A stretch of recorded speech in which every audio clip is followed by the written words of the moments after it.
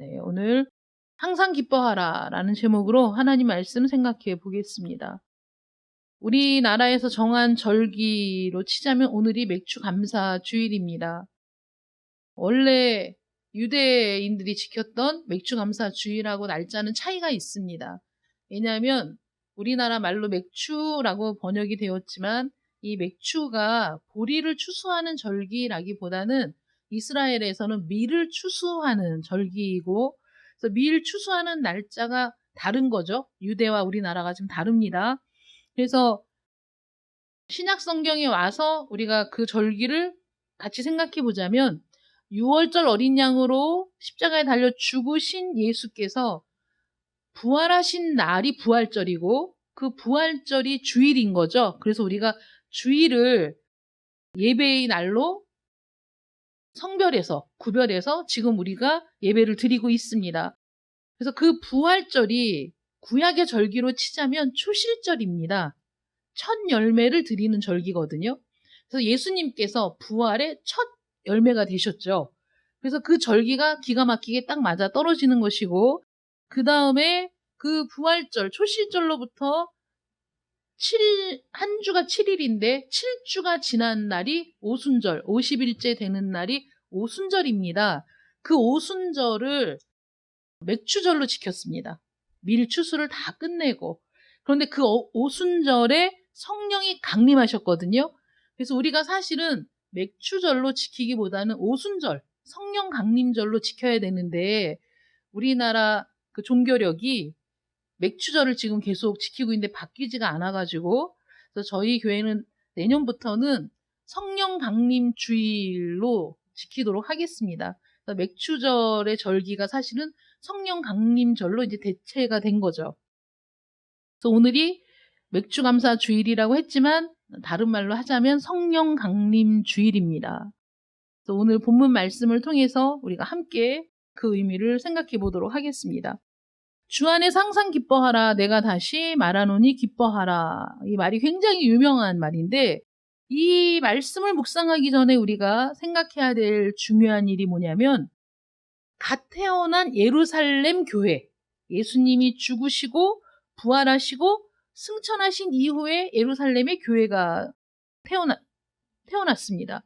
교회가 생성이 됐는데 그 교회에 성령을 부어주신 오순절 성령 강림 사건이 굉장히 중요한 일이다. 왜냐하면 그 성령 강림이라는 사건을 우리가 잊지 말아야 할 이유가 이 사건을 떠나서는 사도행전이나 신약 서신서를 우리가 이해할 수 없기 때문입니다. 사도행전을 우리가 다른 말로 얘기하자면 성령행전이라고 부르거든요.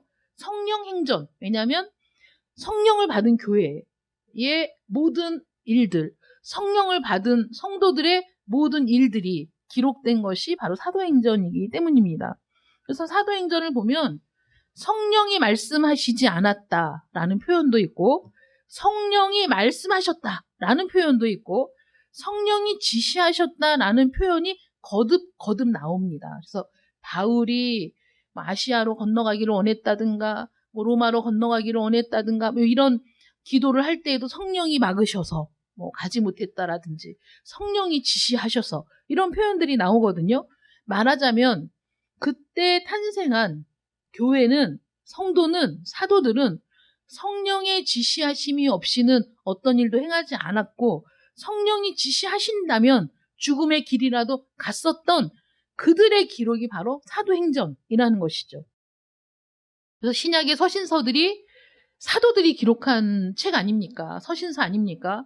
그러니까 사도들이 기록한 서신서에도 그런 성령의 역사들이 나타나고 보여지고 있다. 그래서 이 서신서와 사도행전을 보면 성령의 능력이 교회를 지배했다라는 걸 볼 수 있는 거예요. 성령의 역사와 영향으로 이루어진 삶이 어떤 것인가 보고 싶으십니까? 사도행전을 보시면 됩니다. 서신서를 보시면 됩니다. 갈라디아서 5장에 보면 그리스도인의 삶은 곧 성령의 열매로 나타나야 한다라고 바울이 직접적으로 강조하고 있는 걸 볼 수 있습니다. 성령의 역사와 영향으로 맺히는 열매, 그것이 바로 성도의 삶에서 나타나야 한다는 것이죠. 바울이 말합니다. 성령의 열매는 사랑과 희락과 화평과 오래 참음과 자비와 양성과 충성과 온유와 절제라고 말하고 있습니다. 이러한 것들이, 이러한 성품, 이러한 삶의 유형들이 성령을 통해 성도의 삶에서 나타나야 한다라고 말하고 있는 것이죠.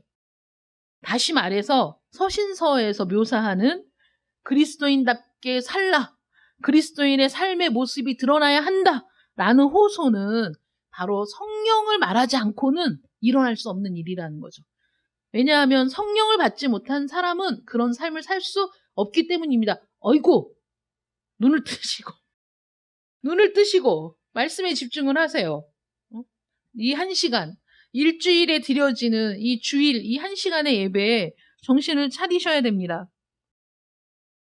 그래서 서신서가 묘사하는 이 삶의 모습 중에 특별히 오늘 빌립보서 4장을 통해서 어떻게 드러나고 있는지를 한번 살펴보려고 합니다. 빌립보서 4장 1절에서 빌립보 교인들을 향해서 바울이 나의 사랑하고 사모하는 형제들이라고 부릅니다.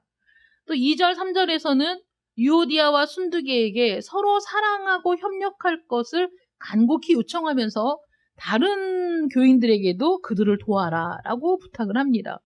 그래서 1절부터 3절까지를 쭉 보면 주제가 뭡니까? 사랑에 대해서 얘기하고 있는 거죠. 성도 간의 사랑에 대해서, 목사와 그 교인들 사이의 사랑에 대해서 얘기하고 있습니다. 그 다음에 4절에 보면 주 안에서 항상 기뻐하라 라고 얘기하면서 기쁨을 이야기하고, 그 다음에 너희 관용을 모든 사람에게 알게 하라 라고 얘기하면서 인내를 얘기하고 있습니다. 연이어서 아무것도 염려하지 말라 라고 말씀하면서 하나님의 평강을 이야기합니다. 그래서 이 빌립보서 4장에 들어와서 지금 계속해서 얘기하고 있는 주제가 사랑, 기쁨, 인내, 평강을 얘기하고 있거든요. 이게 뭐죠? 갈라디아 5장에 나오는 성령의 열매에 들어가는 거죠. 사랑과 희락과 오래 참음과 자비, 양선, 충성, 온유, 절제라는 이 덕목들이 그대로 여기 나타나고 있는 겁니다. 그래서 성령의 열매에 대한 추석과 같다. 이 빌립보서 4장을 보면, 그래서 이 4절을 이해하려면 이런 배경 지식이 필요하다는 것이죠. 기쁨이 어떤 기쁨이냐, 여기에서 말하는 기쁨은 무엇인가를 우리가 알 수 있는 겁니다. 주 안에서 항상 기뻐하라. 내가 다시 말하노니 기뻐하라. 그래서 이 기쁨이라는 것은 이 최초의 그리스도인들, 최초의 그리스도인은 무엇을 얘기하는 걸까요? 그쵸. 사도들. 그 다음에 그 사도들을 통해서 복음이 전파돼서 세워진 그 교회의 그 성도들을 얘기하는 거죠. 그 최초의 그리스도인들의 삶의 특징 중에 가장 큰 특징이 뭐였느냐? 바로 이 기뻐하는 거였어요. 기뻐하는 거. 왜 이게 가장 큰 특징으로 나타났을까요? 기뻐할 수 없는 상황인데 기뻐했기 때문이죠. 이 당시에. 주님께서는 제자들에게 세상이 빼앗지 못하는 기쁨을 주겠다고 약속을 하셨습니다. 요한복음 15장 11절에 보면 내가 이것을 너희에게 이름은 내 기쁨이 너희 안에 있어 너희 기쁨을 충만하게 하려 함이라. 요한복음 16장 22절에도 지금은 너희가 근심하나 내가 다시 너희를 보리니 너희 마음이 기쁠 것이요 너희 기쁨을 빼앗을 자가 없으리라 라고 말씀하셨거든요.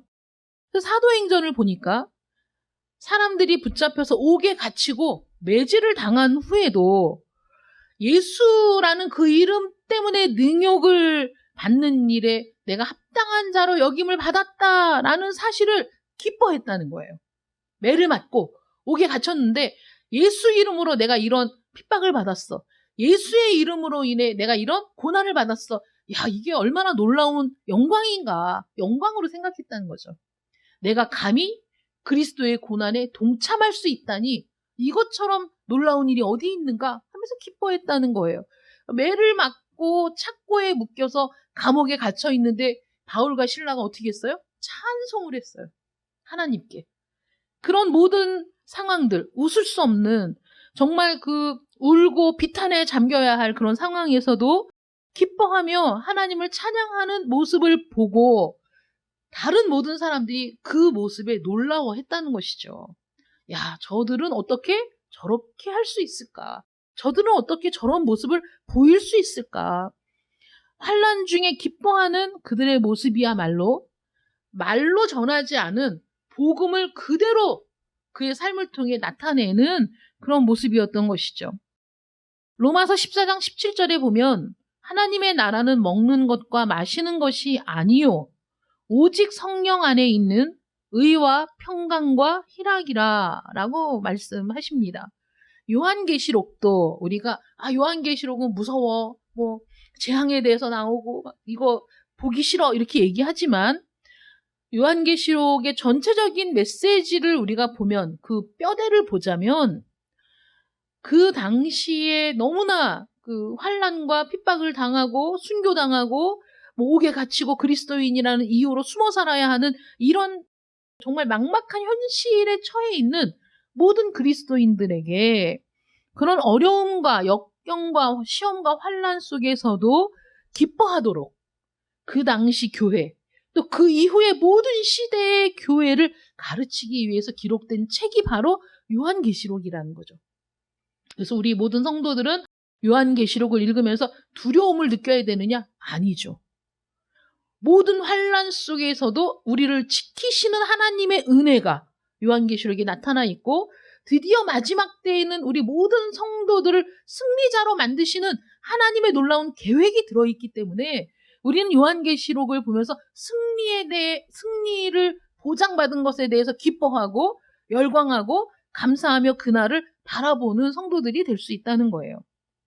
이처럼 모든 성경이 기쁨을 이야기하고 있지만 특별히 빌립보서는 기쁨을 중심 주제로 삼고 있어요. 어떻게 알 수 있냐면 우리가 지금 1장, 2장, 3장 다 마치고 4장에 들어왔는데 바울이 지금 1장에서도 빌립보 교인들이 바울이 지금 옥에 갇힌 걸 염려하는 그 부분에 대해서 다루면서 염려하지 말라고 권면하고 있죠.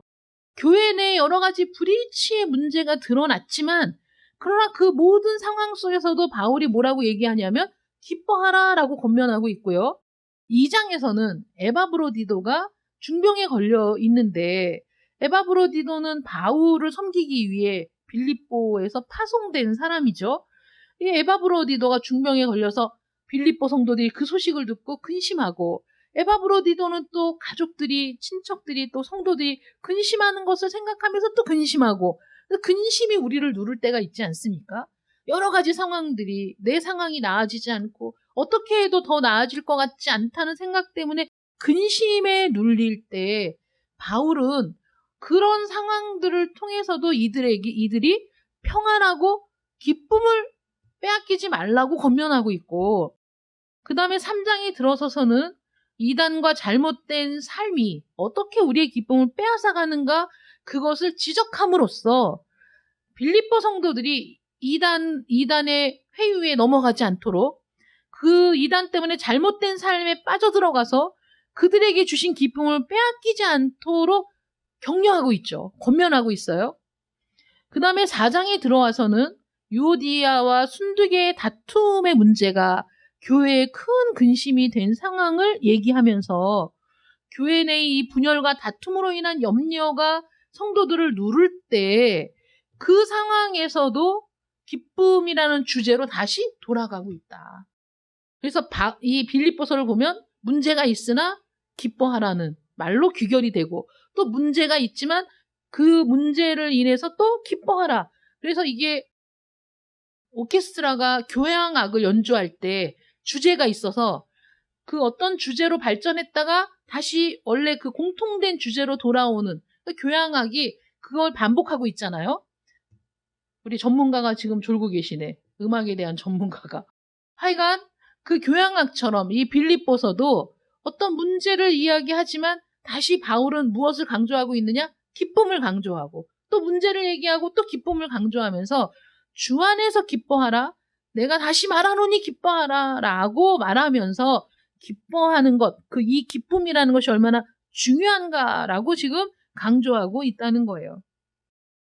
바울이 이렇게 강조하는 모습을 보면서 우리가 볼 수 있는 게 뭡니까? 야, 이 바울이 빌립보 교인들이 무엇보다도 기쁨을 누리는 삶을 살기를 원했구나. 그래서 이 기쁨이라는 것은 그리스도인들의 기업과 같습니다. 기업이 뭡니까? 쉬운 말로 얘기해서 유산? 내가 받을 목?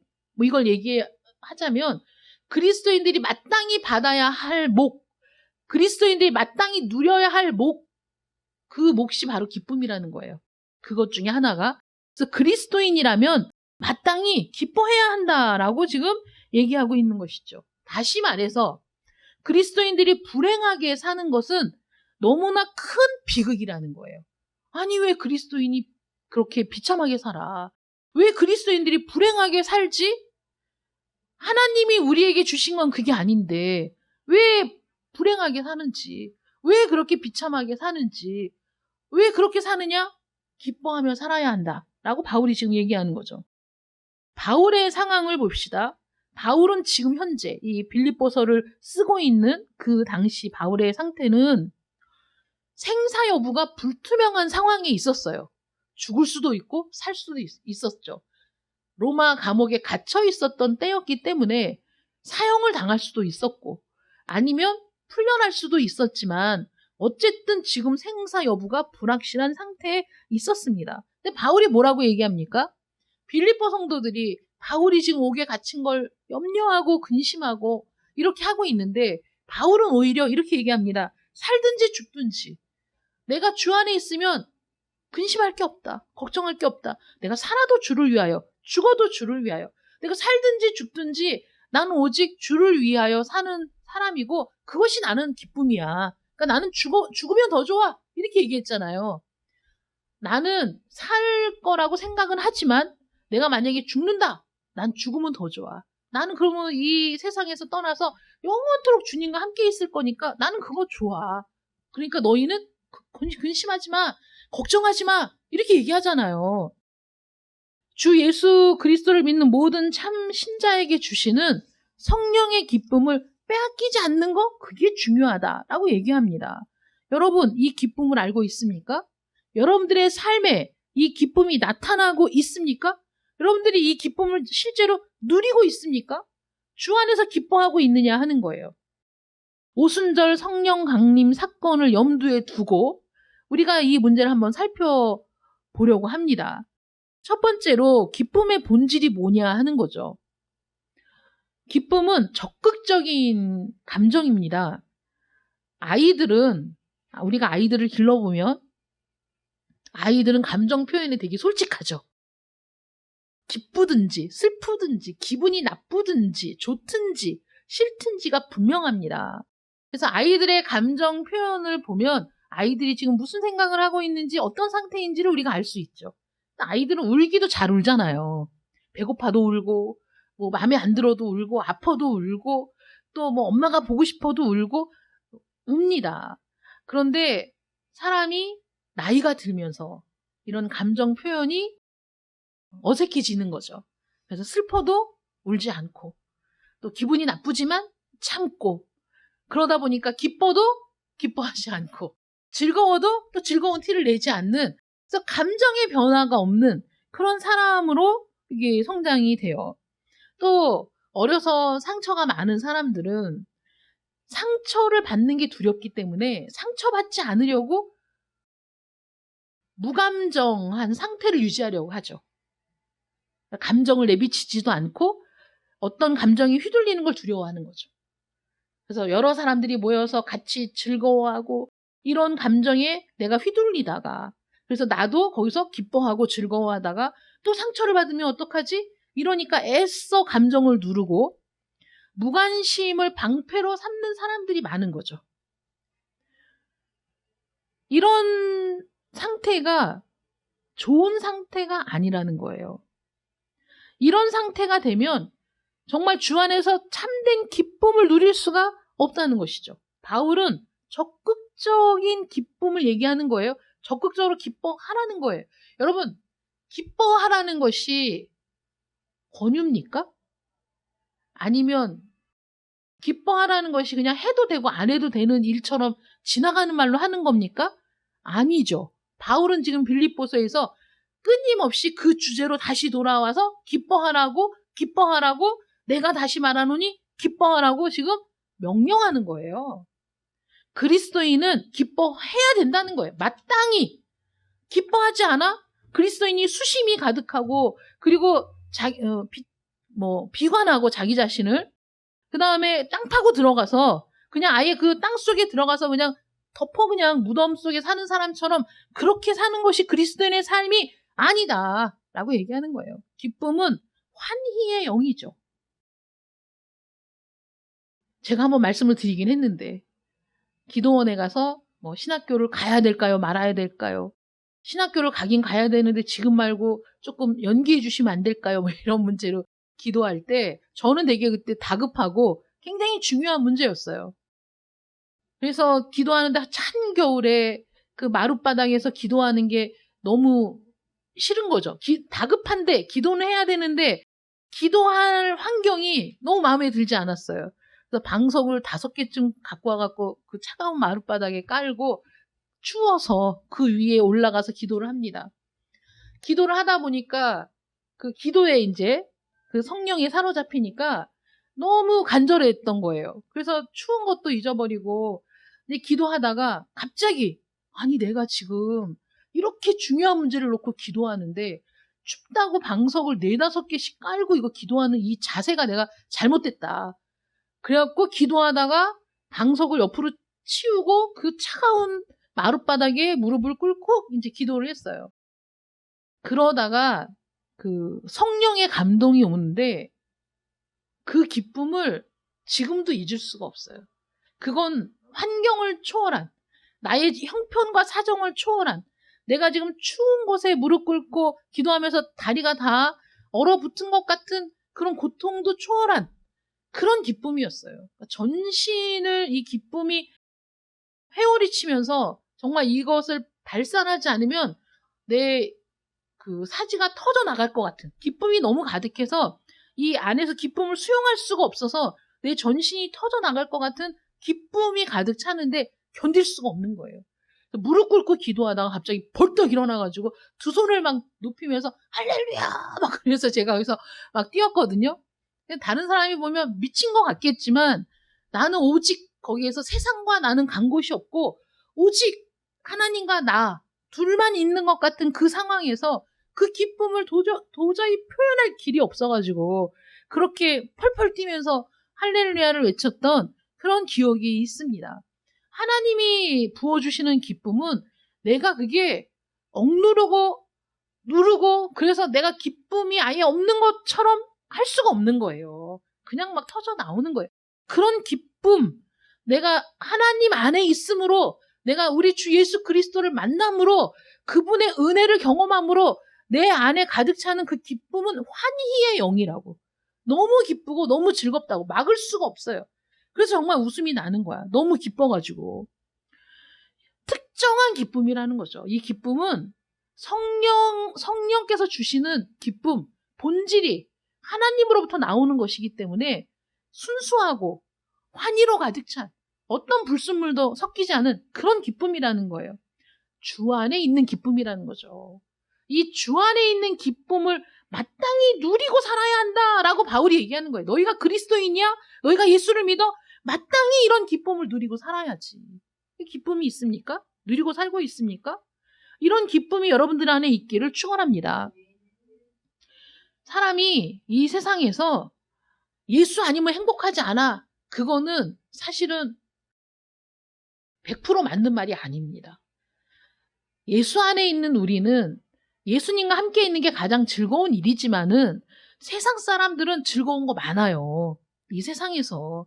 여러분 그렇지 않아요? 친구들 만나서 좋은 곳에 가도 즐겁고 행복하고 남자들은 친구들끼리 만나서 술 한잔 해도 즐거운 거예요. 즐거운 일 많습니다. 요즘에는 모여있지 않아도 즐거운 거 많아요. 차라리 그 사람에게 불행을 주고 싶습니까? 그 사람을 고통에 빠뜨리고 싶어요? 휴대폰을 뺏고 가두면 돼요. 휴대폰을 뺏고 가두면 돼. 그러면 사람이 충분히 괴로워. 못 견뎌, 지금 애들은. 휴대폰 하나만 있으면 어디에서든지 즐거울 수 있어요. 혼자서도. 몇 시간씩 보낼 수 있다니까. 뭐 어제 얘기 들어보니까 어린이집 애들도 3시간 이상 유튜브를 본대잖아요. 그 조사를 하니까 휴대폰만 하나 있으면 애들이 부모에게 조르지도 않아. 칭얼대지도 않아. 너무 많아. 볼 게. 막 화면이 막 바뀌거든요. 이런 세상에서 살고 있는데, 야, 이 세상은 뭐 고통이야. 그래서 교회로 와야 돼. 이게 먹히지 않는다고. 즐거운 거 많아요. 그런데 기쁨의 본질이 다르고 기쁨의 질이 다른 거야. 세상이 주는 기쁨은 그 순간이지만 하나님이 우리에게 주시는 기쁨은 그것은 영원토록 누구도 빼앗을 수 없는 기쁨을 누린다니까. 병들어도 어떤 분이 그렇게 말씀하셨대요. 조금 아프면 조금 감사하고 많이 아프면 많이 감사하고 심하게 아프면 심하게 감사한다. 실제로 그분이 암 투병을 하면서 그런 말씀을 하셨다는 거예요. 제가 그래서 야, 어떻게 저런 믿음이 있을 수 있을까? 그 믿음을 누가 뺏어? 그 기쁨을 누가 뺏어? 옆에서 보면서 사람들이 막 감탄하고 그분의 모습에 사람들이 은혜를 받는 거야. 야, 어떻게 저럴 수가 있지? 똑같은 그리스도인인데 신방 갔다가 신방 간 사람들이 다 눈물을 흘리면서 장로님 어떻게 그럴 수가 있냐고. 우리는 지금 이 사지육신 멀쩡해서 왔는데 오히려 우리가 부끄럽다.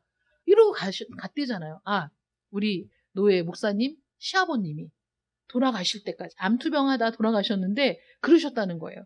교회에서 막 사람들이 신방을 왔는데 이분의 얼굴이 너무 평안한 거야.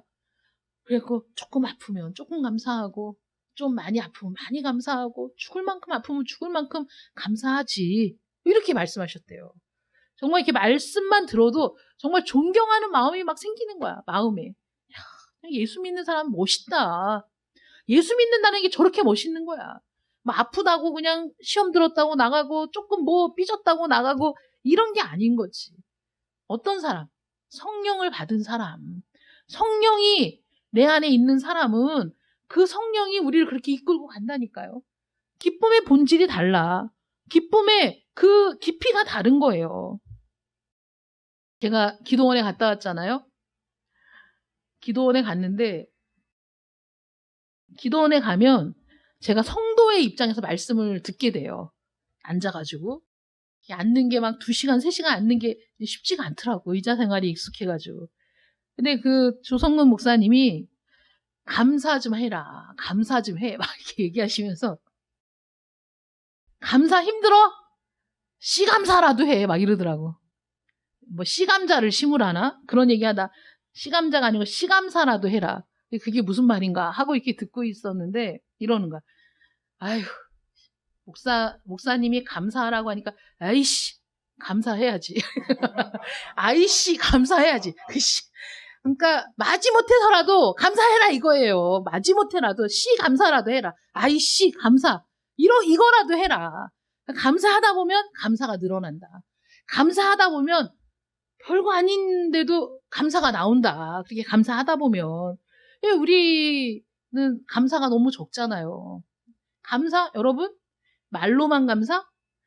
정말 마음의 기쁨과 감사가 가득할 때 하나님 앞에 예물도 드리고 감사하는 거지.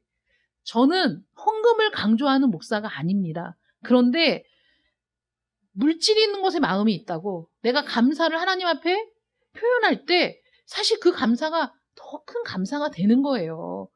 제가 이번에 가서 기도하고 하면서 그런 부분을 강조하진 않았지만 훈련도 필요하다라는 사실을 깨닫게 됐어요. 훈련이 필요하다.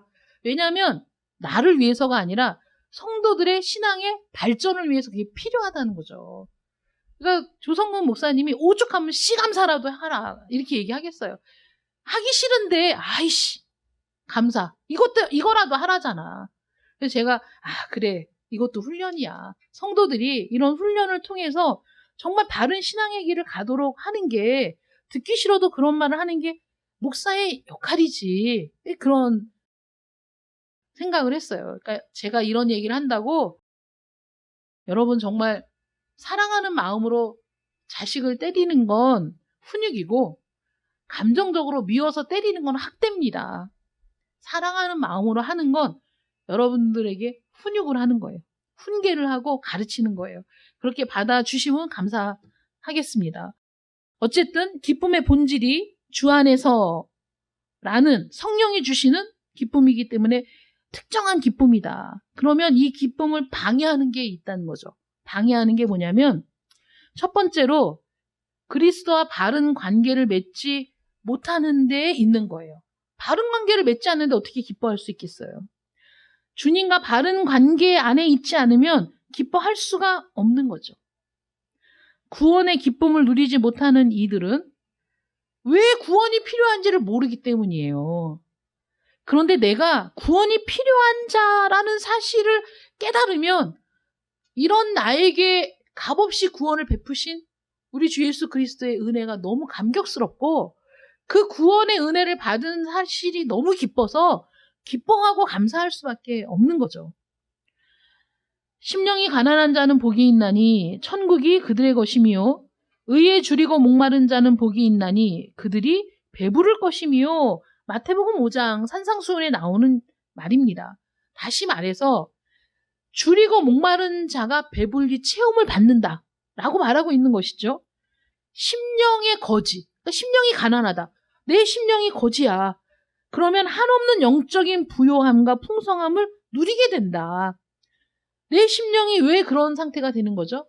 나를 보니 나는 아무것도 아니고 나를 보니 이 죄악으로 말미암아 구원받을 길이 유언하다는 사실을 깨닫게 될 때, 그래서 자기 자신의 본질을 깨닫고 비참함을 느낄 때 그리스도의 구원이, 그리스도의 은혜가 너무나 가치 있고 간절하고 반드시 잡아야 할 것으로 내가 깨닫게 되는 것이죠.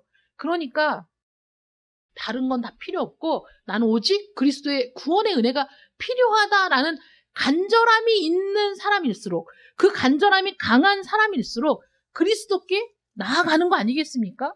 거기에 내 생명이 있는데, 거기에 나를 채워줄 것이 거기에 있는데 당연히 나아갈 수밖에 없는 것이죠. 그리스도의 자비를 바라고 사랑과 긍휼을 바라고 나아가는 거예요. 그래서 이런 찬송시가 있습니다. 빈손 들고 앞에가 십자가를 붙드네. 의가 없는 자라도 도와주심 바라고 생명샘에 나가니 나를 씻어 주소서. 빈손 들고 나가는 거예요. 여러분, 하나님 앞에 여러분들이 무엇을 가지고 간다고 여러분들이 받아들여질 것 같습니까? 아닙니다. 우리는 빈 마음으로 가는 거예요. 빈손으로 가는 거예요. 내 손에 올려진 것이 어떤 것도 하나님 앞에 받아들여질 거룩함이 될 수 없어요. 나 자신조차도. 그래서 빈손 들고 주님 앞에 나아가 십자가를 붙들고 그의 긍휼과 은혜를 구하는 겁니다. 그런 자에게 하나님이 우리 구원을 주시고 은혜를 베풀어 주시는 것이죠. 우리가 하나님 앞에 드릴 수 있는 것은 그리스도를 통해서만 드릴 수 있는 거예요. 그리스도를 통해서만 하나님 앞에 드려지는 거지. 예배도 우리 그리스도 안에서, 주 안에서, 예물을 드림도 주 안에서 드리는 것이고 나의 시간을 드리는 것도 주 안에서 드리는 거라, 내가 주 안에서 드리는 것, 믿음으로 드리는 것만이 하나님 앞에 드려지는 것이고 하늘 창고에 쌓이는 것이지 그 외에는 어떤 것도 가치가 없다는 것이죠. 그러므로 주 안에서 시간을 드렸는데 불평할 게 뭐가 있어? 주 안에서 예물을 드렸는데 내가 그걸 아까워할 수가 없는 거지. 내가 주 안에서 하나님 앞에 내 몸을 드렸는데 거기에 대해서 불평할 게 없는 거죠. 열심히 했습니까? 최선을 다했습니까? 내 시간을 드렸습니까? 내 마음을 다했습니까? 하나님께서 받으셨다라고 생각하시기 바랍니다. 하나님이 그 시간을, 하나님이 그 마음을, 내 정성을 다 받으신 거예요. 손에 무언가 잡고 있으면 체험을 받을 수가 없습니다. 모든 것을 놓아야 기쁨을 받을 수 있죠. 그래서 빈손으로 하나님께 나아가, 그리스도께 나아가 그리스도와 바른 관계를 맺어야 합니다. 그때 성령을 통해 우리에게 기쁨도 주시고 행복도 주시고 평강도 주시고 사랑도 주시고 이 모든 것들을 누릴 수가 있는 겁니다. 그러면 바른 관계를 유지해야 되는데, 맺어야 되는데 그리스도와 바른 관계를 맺었는데도 왜 이 기쁨을 누리지 못하느냐? 지속하지 못하니까. 여러분, 구원을 받았지만 구원의 기쁨과 감격이 평생 갑니까? 사람은 그렇지가 않아요. 잊어버려요. 그 구원의 기쁨과 감격이 주님과 바른 관계를 통해서 끊임없이 유지되고 강화되고 더 풍성해져야 돼요. 여러분 생각해 보세요. 여러분들이 은혜를 받았던 때가 있습니다. 여러분들이 주님을 만났던 때가 있습니다. 눈물을 흘렸던 때가 있습니다. 그러면 지금은 어떻습니까? 그때보다도 나는 더 풍성해졌습니까? 그때보다도 나는 지금 더 믿음이 성장했습니까? 그때보다도 나는 더 그리스도, 아버지, 주님 부르기만 해도 막 눈물이 쏟아져. 나는 더 풍성한 은혜를 누리고 있어. 나는 지금 무릎을 꿇고 아버지 하고 부르면 하나님이 왜 그래? 라고 답할 수 있을 정도로 그렇게 밀접한 관계를 유지하고 있어. 나는 점점 더 그래. 나는 점점 더 그런 관계로 나아가고 있어. 여러분 그렇습니까? 그래야 한다는 거예요. 그게 유지인 거예요. 그게 유지. 유지뿐만 아니라 더 깊어져야죠. 더 풍성해져야죠. 이렇게 유지하지 못하니까, 그걸 지키지 못하니까 기쁨이 없어지는 거예요. 감격이 없어지는 겁니다. 내 영혼 바르게 지켜야죠. 내가 맺고 있는 인간관계 바르게 유지해야죠. 바르게 지켜야 됩니다. 여러분 혼자 사는 거 아니죠? 관계를 맺고 사는 거예요. 그 유오디아와 순두개가 다퉜잖아요. 그들은 분명히 평강을 잃어버렸을 거예요. 기쁨을 잃어버렸을 거예요. 그 당시에는. 우리가 인간관계가 무너지면 기쁨을 유지하지 못한다니까요. 상실해버려요. 인간관계도 바르게 지켜야 됩니다. 우리의 영혼이 온전하고 깨끗하지 않으면 주님의 기쁨을 누릴 수 없어요. 성령이 근심하고 떠나버리시기 때문이에요. 뭐라고 얘기하죠? 성령을 근심시키지 말라고 하잖아요. 우리 안에 성령이 계십니다. 이 성령을 근심시키지 마. 자꾸 내가 예수 없이 사는 사람처럼 죄 짓지 말고, 예수 없이 사는 사람처럼 막말하지 말고, 예수 없이 사는 사람처럼 그렇게 살지 말고 주님과 교제를 꾸준히 이어나가야죠. 어떻게 주님과 교제를 꾸준히 이어나갈 수 있습니까? 기도해야죠. 예배 드려야죠. 그래서 주님과 꾸준히 그 관계를, 끈을 놓지 말아야 돼요. 교제의 끈을. 여러분 친구도 정말 단짝이고 너무 좋았던 친구고 정말 학교 다닐 땐 죽고 못 사는 친구였는데 30년, 40년이 지나서 다시 만났어. 그때와 똑같습니까? 그렇지 않아요. 꾸준히 만나던 사람 사이에는 할 말이 많아도 만나지 않았던 사람들은 할 말이 없는 거예요. 여러분 주님과 가까이 한다는 게 주님 예배드리고 기도함으로 늘 소통해야 돼요. 주님께 기도하던 사람이 기도하지, 기도를 안 하고 1년이고 2년이고 있다가 갑자기 와서 기도해야지 그럼 기도가 나오는 줄 아세요? 안 나옵니다. 매일 기도해야 돼요. 그래서 매일 묵상을 하는 거죠. 말씀을 묵상하죠. 큐티를 통해서 매일 말씀을 읽고 그 말씀을 가지고 기도하며 주님과 기도로 교제하고 그 만남의 끈을 놓지 않을 때 그것이 우리의 기쁨을 더욱 새롭게 한다. 그래서 그 만남이 끊어지지 않게 해야 된다. 주님이 기쁨의 근원인데 기쁨의 근원으로 내가 나아가야죠. 목이 마릅니까? 샘을 찾아야죠. 샘을 찾고 그냥 가만히 두고 봅니까? 물을 마셔야지 갈증이 해결이 되지 않습니까? 기쁨의 근원, 기쁨의 원천인 주님을 만나야죠. 그분에게서 그 기쁨을 내가 받아 마셔야죠. 그 기쁨의 샘에 내가 들어가야죠.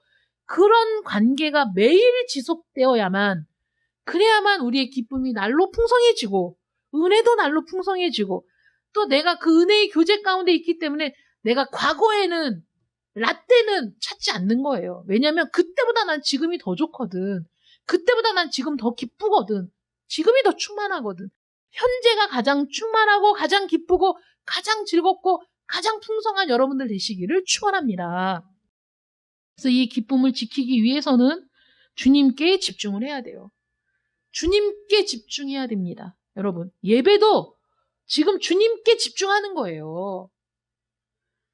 주님께 집중하여 주님께서 나에게 행하실 일들을 바라보는 것이죠. 주님이 어떤 분이십니까? 여러분들을 위해 대신 죽어주신 분입니다.